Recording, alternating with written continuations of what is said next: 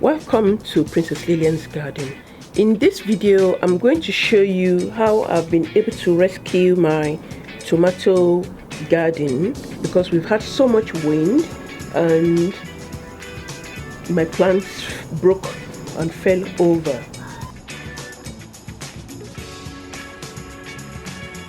The wind has been blowing across the UK and every garden has felt it. See, that's the canopy of my garden and it's almost falling.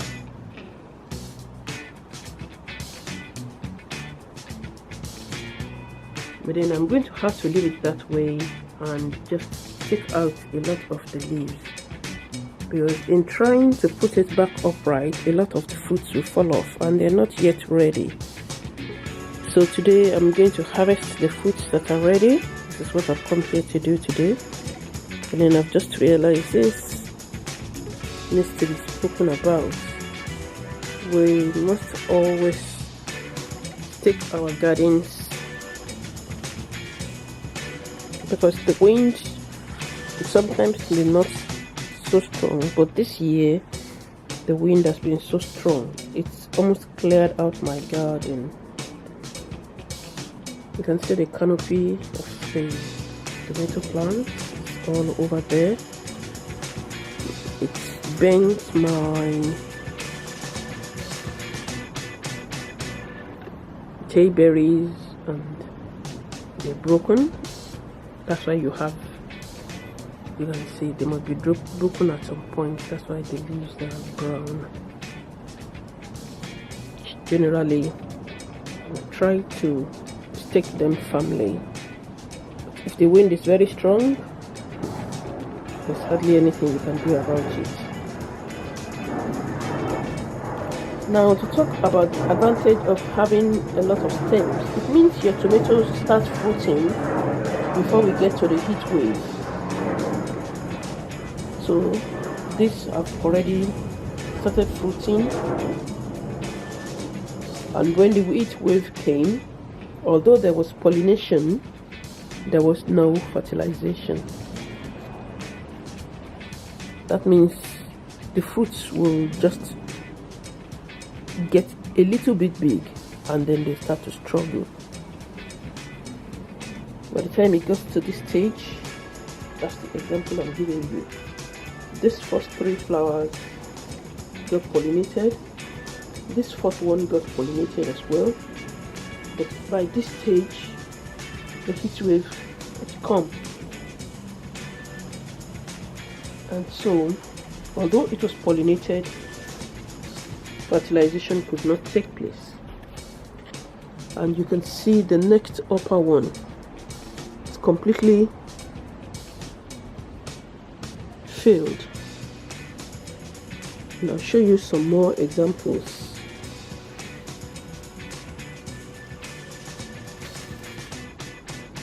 See,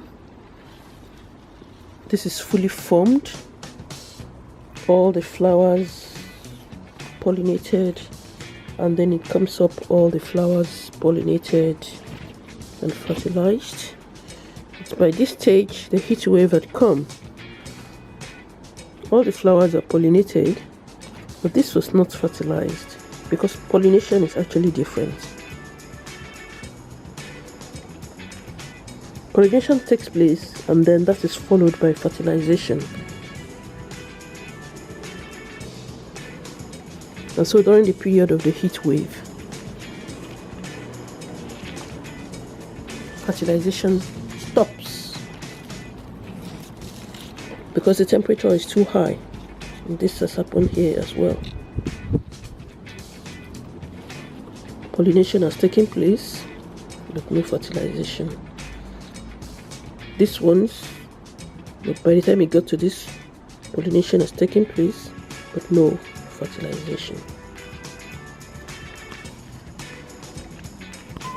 Now what I did, instead of bringing the plants back upright, I left them where they have fallen because I've actually supported them.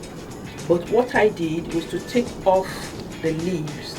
So you can see when you compare this with the earlier video that now there is very much less leaves, so that even where they're falling to, the tomatoes are now exposed to sunlight without having that issue of being covered up with all the leaves, which was the problem that I had earlier when the wind came along and made them all to fall over.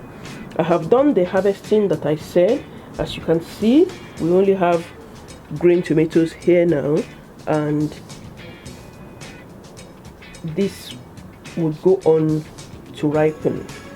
Now what I also do is, usually I would allow all my tomatoes to ripen, but because of the time of year, if you see that we have about 2 months to winter, for example it's August now, when my tomatoes blush, I wouldn't wait for them to be bright red. I would pluck them and put them indoors and allow them to ripen. This is because I want these smaller ones at the top to get the chance to get bigger. So when I have the ones that have started blushing down here, it needs to be brighter than this, I will harvest them and put them indoors. This is one way to help speed along the garden when you see that the season is coming to an end. You don't just leave all your tomatoes on the plant and hoping they will ripen, because only the lower ones, the more mature ones, will ripen if I wait for all of them to get red, as I used to do. So this is a way of correcting what I see as a mistake, as in the time is running out.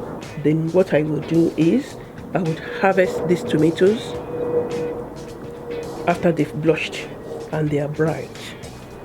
Then harvest the tomato that is blushed like this, and this will ripen indoor.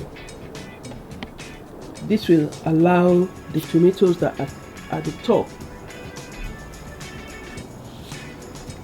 to start using the energy from the plants. One other thing that is important is topping the plants. When you take a look, you can see that all of these have been topped.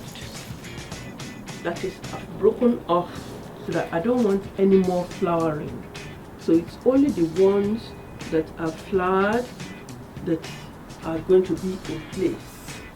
In fact, some of them are taking it off entirely and there's no flowers, but I've left the flowers on some of the ones that are cherry, because the cherry tomatoes mature quicker and they ripen faster. We still have about 6 weeks before the frost comes. That is why I have done that. So you will see that I have a lot of cherry tomatoes. This is because at the very beginning of the season, I was already late in starting my garden, so I favored smaller tomatoes. I haven't planted a lot of large tomatoes like this. This is about the only one that I planted. I've harvested the ones that have ripened because I knew that it would take a long time to ripen. This is why I have to favor smaller sized tomatoes this year. Thank you very much for watching this video, and I hope you'll be able to use this to help you along in your gardening. Please like, subscribe, and leave me a comment. Thank you. Bye.